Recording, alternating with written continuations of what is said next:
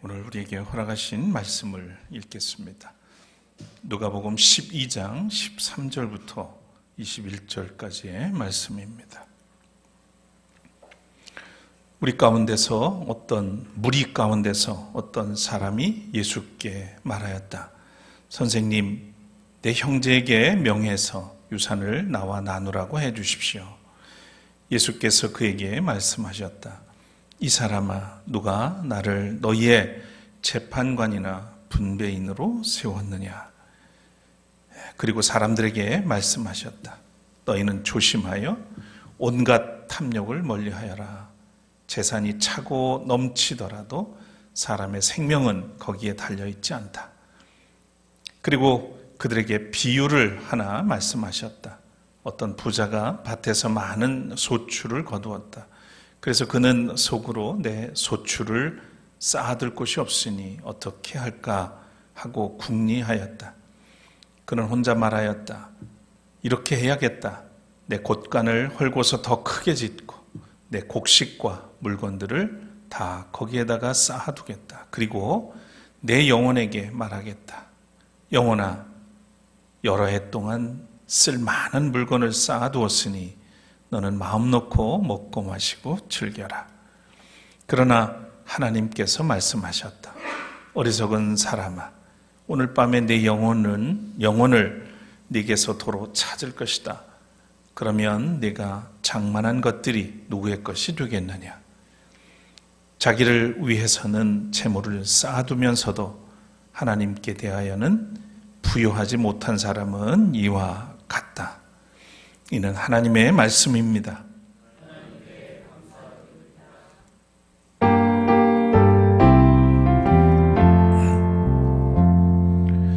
할렐루야, 할렐루야, 할렐루야, 아멘. 자리에 앉으시겠습니다.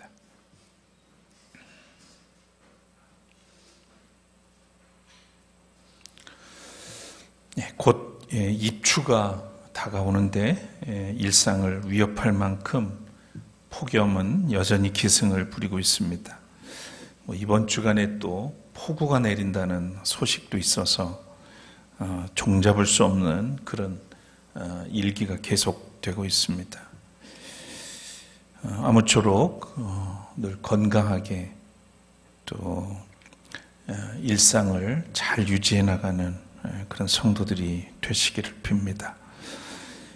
저는 지난 한 주간 계획이 없던 강제 휴가를 병실에서 지내고 있습니다. 외관상 나이롱 환자지만 몸속에 숨어서 염증을 일으키는 세균과의 전쟁을 하는 중입니다. 이렇게 몸 안에서뿐만 아니라 세상에는 질서를 파괴하는 악성 세균들이 산재해 있습니다. 경계를 늦추지 않아야 되겠고, 특히 오염되고 우리가 감염되지 않도록 개인적으로는 영적 면역력을 또 사회적 면역력을 상승시켜야 하겠다는 생각을 합니다. 악한 것, 거짓된 것들이 우는 사자처럼 먹이를 찾아다니고 있기 때문이죠. 인생은 속도가 아니라 방향이라는 말이 있습니다. 삶의 가치와 방향이 소유의 양보다 중요합니다. 분주함을 가장한 악성 세균에 감염되지 않도록 신실한 그리스도인으로서 살아가기 위해 오늘도 폭염을 뚫고 예배의 자리로 나오신 여러분들에게 우리 주님의 위로와 평강이 함께 하시기를 기원합니다. 찬양 올리겠습니다.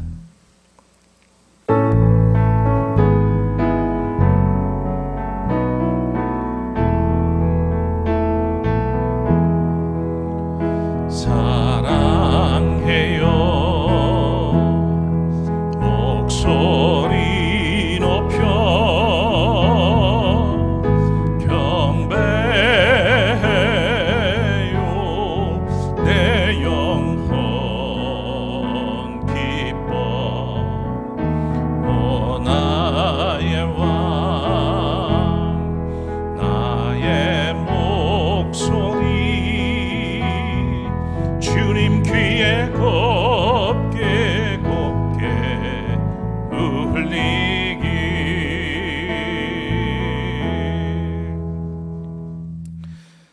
주신 하나님, 무더운 일기 가운데 우리가 살아가고 있지만 잘 견뎌낼 수 있도록 이끄시고, 오늘도 우리로 하여금 예배 자리로 나올 수 있도록 인도해 주시니 감사드립니다. 어느덧 8월 첫 주일을 맞이했습니다. 이 한 달 동안도 주님과 동행하며 거룩한 삶 이루어갈 수 있도록 성령을 통해서 이끌어 주옵소서. 오늘 성찬을 통해서 드리는 이 예배가 하나님의 기쁨이 되고 우리에게는 한없는 위로와 평강의 은혜를 입는 자리가 되게 하여 주옵소서. 이 나라를 올곧게 세워가고 또 지구상의 많은 어려움을 겪는 이웃들을 위로하며 또 수해를 입고 어려움 속에 처한 이들을 격려하며 우리가 함께 공동체성을 가지고 하나님 나라를 이루어가는 믿음의 사람들로 오늘도 세워 주시옵소서. 부족한 종을 이 시간도 세우셨으니 주님의 도구로 사용해 주옵소서. 모든 영광 주께 돌리며 예수 그리스도 이름으로 간절히 기도드립니다. 아멘. 사람은 누구나 풍족하고 또 부요함을 추구하며 또 만족을 갈구합니다. 대체로 물질적인 측면에서 그렇습니다. 더 나아지려는 그런 욕구를 품었으니 그것이 자연스러운 일인지도 모릅니다. 그렇지만 물질이 풍족하다고 행복하거나 또 삶이 만족스러운 것은 아니죠. 사람은 매우 기묘해서 물질 이상의 또 다른 부요함, 말하자면 정신적 또 영적 만족을 추구합니다. 그래서 평생 허기진 모습으로 살아가죠. 기독교의 인간관은 이렇습니다. 사람은 하나님이 지으셨으며 인간의 하나님의 형상을 가진 존재다. 그러나 죄로 인해서 타락했기 때문에 하나님을 떠났기 때문에 본질적으로 결핍 혹은 허무한 것으로 그렇게 이해합니다. 그래서 하나님의 은혜로 예수 그리스도를 믿고 구원받아서 하나님의 형상이 회복되어야 할 존재, 그가 바로 인간이라 이렇게 바라보고 있는 거죠. 아이에게 부모의 사랑이 필요한 것처럼 그래서 모든 사람은 하나님의 사랑이 필요합니다. 사람은 인생을 살아가면서 보람을 느끼기도 하지만 또 한편 후회하기도 합니다. 최근에 92세 노인이 살면서 가장 후회했던 점이라는 글을 우연히 보게 됐습니다. 마지막에 웃는 놈이 좋은 인생인 줄 알았는데 자주 웃는 놈이 좋은 인생이었어 라고 시작하는 글입니다. 이분의 글을 그대로 제가 한번 읽어 드리려고 합니다. 내용은 좀 더 있어요. 애지중지 키운 자식도 지 가정 차리면 그만이요. 열심히 모은 돈 죽을 때 가지고 갈 거요? 왔을 때처럼 빈손으로 가는 거요. 그놈의 인생이 뭐라고, 뭐 이리 아득바득 살았는지 연병, 그대로 읽어드리는 거예요. 이 할미가 진짜 억울한 건 자식놈 뒷바라지 한다고 돈 있어야 노후가 편하다 해서 억적같이 모았는데 이제 좀 놀아볼까 했더니 또 연병이 나오네. 연병. 이곳저곳 안 쑤시는 곳이 없어. 젊은 사람들 말 맹키로 인생은 타이밍인 것이었어. 이 글을 읽는 너도 인생 너무 아끼지 말어. 주변 사람에게 너무 희생하지 말고 네 인생을 살아. 행복은 나중으로 미루면 돈처럼 쌓이는 게 아니라 연기처럼 그냥 사라지는 거예요. 그러니 하루하루 닥치는 대로 행복하게 살아. 사소한 일에도 기뻐하고 누릴 수 있는 행복에 최선을 다하여 살아. 뭐 큰일 하느니 숭고한 일을 하느니 연병 떨지 말고 무엇가 되었든 너부터 잘 살아. 그게 최고의 삶이야.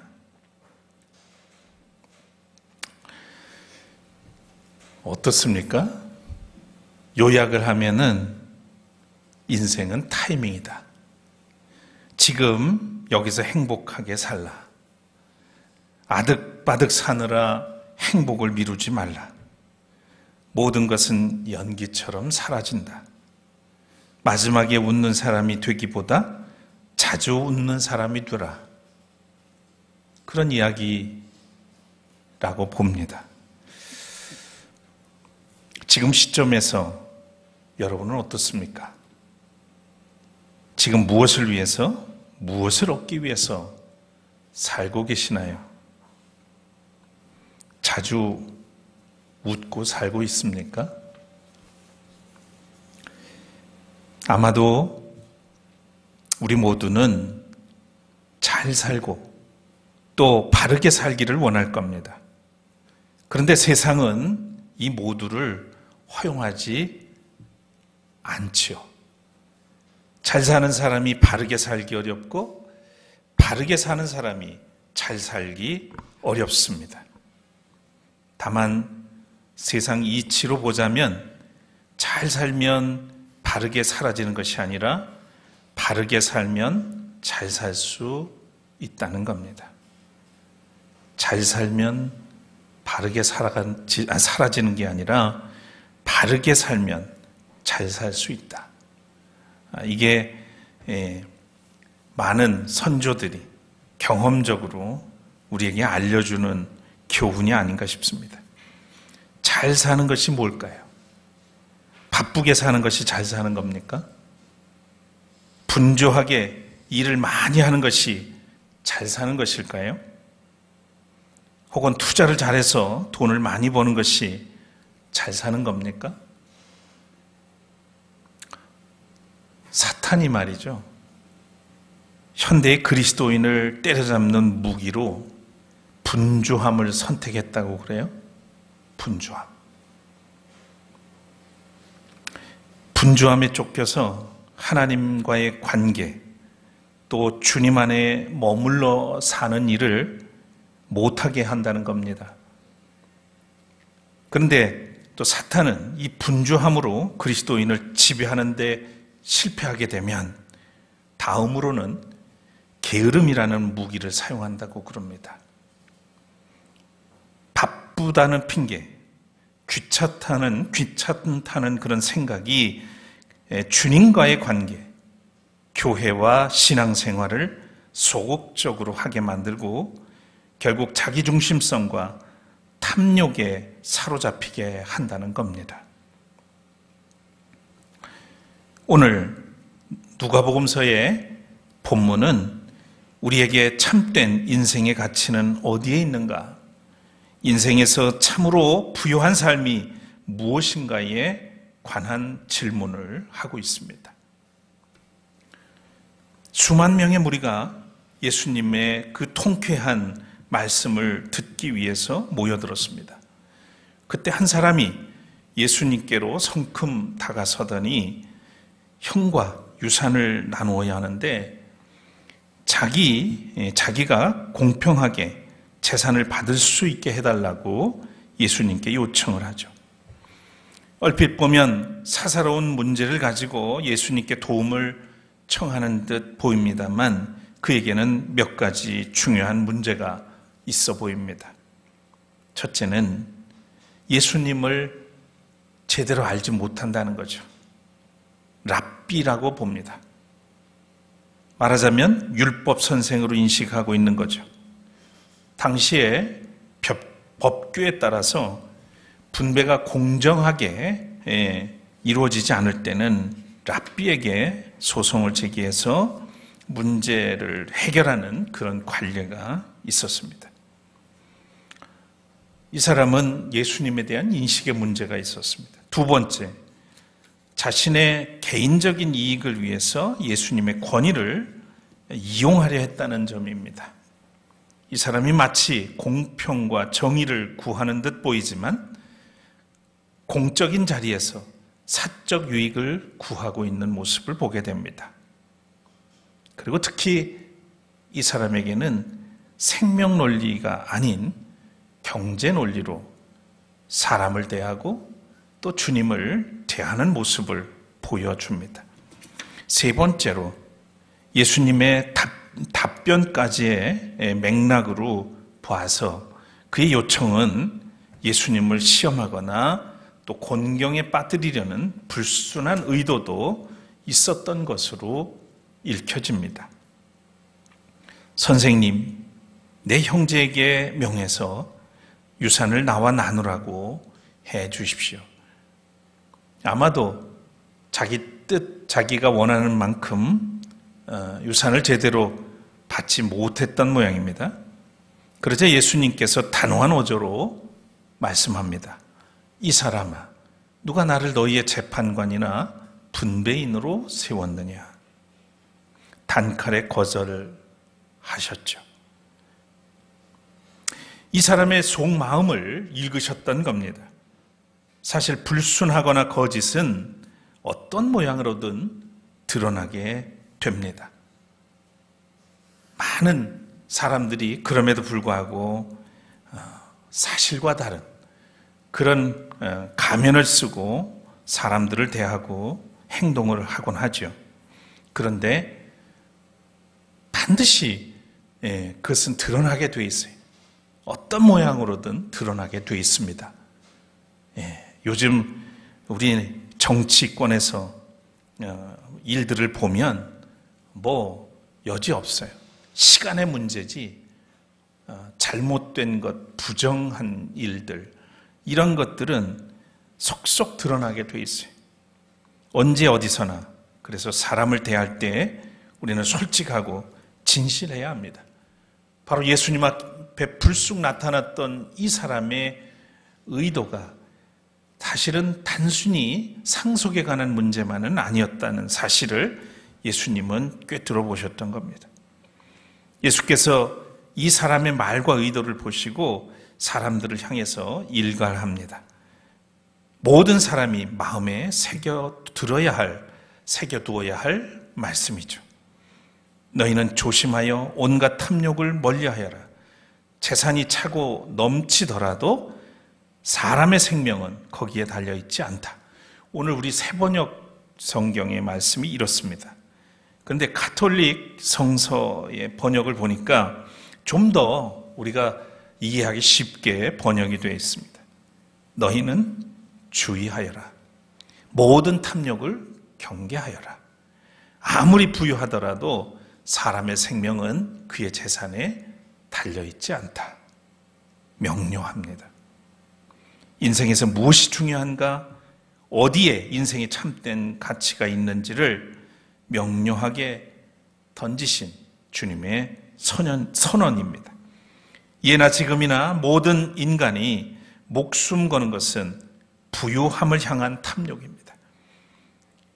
주님은 사람들에게 이런 탐욕을 경계하고 생명의 가치를 두고 살라고 그렇게 말씀하셨던 겁니다. 여기서 탐욕은 헬라어로 플레오넥시아라고 하는 말이 있었습니다. 플레오넥시아. 더 많이 가지려는 그런 탐욕스러운 욕망, 탐심 혹은 탐욕 이런 것들을 다 의미합니다. 만족할 줄 모르는 욕심을 가리키는 말이죠. 여기서 지적되는 것은 단지 물질에 대한 탐욕만을 가리키는 게 아니라 더 나아가서 부도덕한 권력과 사람을 잘못된 방향으로 끌고 가는 모든 종류의 죄악된 성향을 통칭하는 것으로 그렇게 해석이 됩니다. 무엇보다 예수님께서 문제 삼으시는 것은 이 탐욕에 대해서 전적으로 우리의 생명과 물질적 가치를 동일하게 여기는 겁니다. 그러니까 주님이 보시는 탐욕이 뭐냐? 이것은 우리의 우리가 생명과 물질적 가치를 동일한 선상에서 본다는 거예요. 물질과 영적 생명은 질적 차원이 다른데 말이에요. 서로 동격으로 보는 것이 얼마나 어리석은 것인가 하는 거예요. 이것은 인간의 탐욕에서 비롯된다는 이야기입니다. 하나님과 재물을 함께 섬길 수 없다고 단호하게 말씀하셨던 그 말씀과 결을 같이 합니다. 물질적인 부요함을 갖춘 이의 삶은 가치 있는 인생이고, 물질적으로 빈궁한 이의 삶은 의미 없다고 생각하는 것이 바로 탐욕에서 비롯된다는 겁니다. 탐욕의 끝은 생명이 아닌 파멸이라는 사실을 우리는 기억해야 할 겁니다. 요즘 우리에게는 반면교사로 삼을 만한 좋은 교재가 있습니다. 생명의 가치를 저버리고 탐욕의 노예가 돼서 권력을 이용한 온갖 부조리를 저질러서 파멸해가는 윤석열, 김건희 부부를 낱낱이 보고 있습니다. 이젠 속옷만 입고 버텨도 소용이 없습니다. 결국은 그 모든 그들의 저지른 부정은 대가를 치를 수밖에 없는 그런 상황에 있다는 것이죠. 복음서에 반복해서 나오는 예수님의 수사법이 있죠. 중요한 가르침일수록 비유를 들어서 설명하는 예수님의 수사법입니다. 예수님은 무엇이 부요한 삶인지, 생명의 가치가 얼마나 크고 놀라운지를 알리기 위해서 어리석은 부자의 비유를 들려주십니다. 이 부자는 한 해의 농사를 잘 지어서 많은 소출을 얻고는 그것을 바라보면서 속으로 이렇게 말합니다. 내 소출을 쌓아둘 곳이 없으니 어떻게 하면 좋을까? 그렇게 궁리를 합니다. 그리고 속으로 한없이 좋아하면서 내 곳간을 헐고서 더 크게 짓고 내 곡식과 물건들을 다 거기에다가 쌓아두겠다.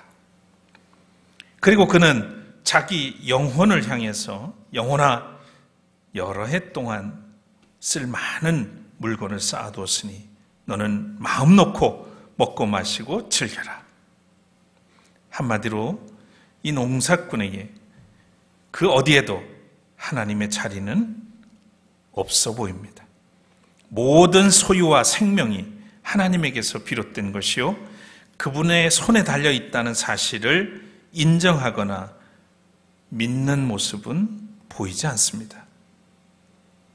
그저 자기 소유에 만족하고 그 소유가 자기를 지켜줄 것이라고 착각하고 있는 것이죠.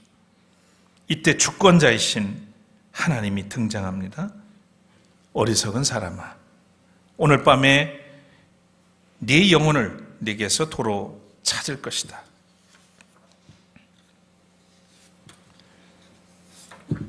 그러면 네가 장만한 것들이 누구의 것이 되겠느냐? 예수님께서 이 비유를 갈무리하면서 방점을 찍습니다. 자기를 위해서는 재물을 쌓아두면서도 하나님께 대하여는 부유하지 못한 사람은 이와 같다. 재물에 부유한 사람이 되기보다 하나님께 대하여 부유한 사람이 되라는 말씀입니다. 오래전 시편 기자도 이 같은 말씀을 하셨습니다. 어쩌면 제가 이 본문을 읽다가 예수님이 이 본문을 마음에 늘 새기면서 읽으셨지 않았을까 하는 생각도 해봤습니다. 시편 49편 6절 이하의 말씀인데요. 쉬운 성경 버전으로 제가 읽어드리려고 합니다. 그들은 지혜를 모르는 자들이라고 보면 되겠습니다. 자기들의 돈을 믿고 사는 사람들이며 자기들의 재물을 자랑하는 사람들입니다. 사람은 자신의 목숨을 돈 주고 살 수 없으며 하나님께 목숨을 사겠다고 돈을 낼 수도 없습니다. 사람의 생명값은 너무도 비싸며 아무리 많이 내어도 살 수 없습니다. 돈을 많이 낸다고 사람이 영원히 살고 돈이 많다고 죽지 않는 것은 아닙니다. 보십시오. 지혜 있는 사람도 죽고 어리석은 사람도 멍청한 사람도 모두 죽습니다. 무덤이 영원히 그들의 집이 될 것이며 묘지가 대대로 그들이 사는 집이 될 것입니다. 그들의 이름으로 땅을 사지만 결국 다른 사람들이 그 땅을 차지하게 될 것입니다. 사람이 아무리 돈이 있어도 영원히 살지는 못합니다. 사람이 아무리 돈이 많아도 영원히 살 수 있는 것은 아니다. 돈으로 영원히 사는 것은 아니다 하는 말씀입니다. 그런데 우리는 여기에 목숨을 걸고 산다는 점에서 오늘 우리가 이 말씀을 새겨들어야 하겠습니다. 그렇다면 성서가 말씀하시는 참으로 부요한 인생은 얼마나 가졌느냐가 아니라 누구에게 부요한가에 달려있다는 것을 보여줍니다. 방향성의 문제죠. 자기의 소유가 아니라 하나님의 은총으로 부요한 사람이 되어야 한다는 말씀입니다. 하나님께 부요한 삶의 특징이 있습니다. 오늘 본문의 말씀을 정리해 보면 첫째로 하나님을 기억하는 사람. 이 사람이 하나님께 부요한 사람이라는 거예요. 어리석은 부자는 반복해서 말했죠. 내 곡식, 내 창고, 내 영혼. 그의 삶에 하나님은 어디에도 없었습니다. 하나님께 부요한 사람은 모든 것이 하나님의 것임을 인정하며 살아갑니다. 둘째로 하나님께 부요한 삶은 이웃을 돌보는 사람이라고 할 수 있겠습니다. 곡식을 쌓는 데만 몰두한 부자와 달리 하나님께 부요한 사람은 자신의 소유를 이웃과 나누는 것입니다. 내 이웃을 내 몸과 같이 사랑하라는 이 말씀은 우리의 재정, 우리의 시간, 우리의 재능도 적용이 된다는 사실을 우리가 기억하길 바랍니다. 세 번째로 하나님께 부요한 그런 삶은 영혼을 준비하는 사람입니다. 하나님께 부요한 사람은 죽음 이후까지도 생각합니다. 어리석은 부자는 오늘을 위해서 살았지만 하나님께 부요한 사람은 영혼을 준비합니다. 이제 여러분에게 묻습니다. 나는 지금 누구에게 부요한 삶을 살고 있는가? 사람들에게 인정받기 위해서 살고 있는 것은 아닌가? 내 소유는 쌓이는데 하늘의 곳간 하나님 앞에서 영혼은 텅 비어 있지는 않는가? 누군가에게 결핍은 아픔이고 상처일 수 있습니다. 사랑의 부재와 애정의 상실은 삶에 부정적인 영향을 미치기 때문이죠. 그러나 이와 달리 구도자에게 결핍은 축복입니다. 결핍은 하나님의 은혜가 임하는 통로죠. 존 웨슬리의 표현을 빌리자면 결핍은 어쩌면 그리스도인들에게 은총의 수단일 수 있습니다. 물질적 풍요의 경계를 넘어서 삶의 의미와 고상한 가치를 추구하는 사람에게 결핍은 하늘의 것, 위에 있는 것, 신령한 것을 사모하게 하기 때문입니다. 또한 결핍은 갈급한 마음, 절박한 심정으로 선한 것을 위해서 살도록 촉진시키는 촉매제이기도 합니다. 주님은 말씀하셨습니다. 그러므로 내가 너희에게 말한다. 목숨을 부지하려고 무엇을 먹을까 하고 걱정하지 말고, 몸을 보호하려고 무엇을 입을까 하고 걱정하지 말아라. 목숨은 음식보다 더 소중하고 몸은 옷보다 더 소중하다. 그리고 마태복음에서는 이렇게 말씀하셨습니다. 너희는 먼저 하나님의 나라와 하나님의 의를 구하여라. 그리하면 이 모든 것을 너희에게 더하여 주실 것이다. 사랑하는 여러분, 오늘날 우리도 더 큰 창고를 지으려고 애쓰고 있지는 않는지 돌아보았으면 합니다. 더 좋은 집, 더 많은 예금, 더 빠른 승진, 더 안정된 노후. 할 수만 있다면 이것들을 간과해서는 안 돼요. 할 수 있다면 하는 게 좋습니다. 그런데 이것이 전부가 아니라는 사실, 이보다 더 중요한 것이 있다는 사실을 잊지 말아야 하겠습니다. 여러분 기억하시길 바랍니다. 잠시 걸음을 멈추고 호흡을 가다듬으면서 생각해 보시기 바랍니다. 너희는 주의하여라. 모든 탐욕을 경계하여라. 아무리 부유하더라도 사람의 생명은 그의 재산에 달려있지 않다. 하나님 앞에서 부요한 삶을 위해서 힘쓰는 그리스도인들 되시기를 주의 이름으로 축복합니다. 거듭의 기도 드리겠습니다.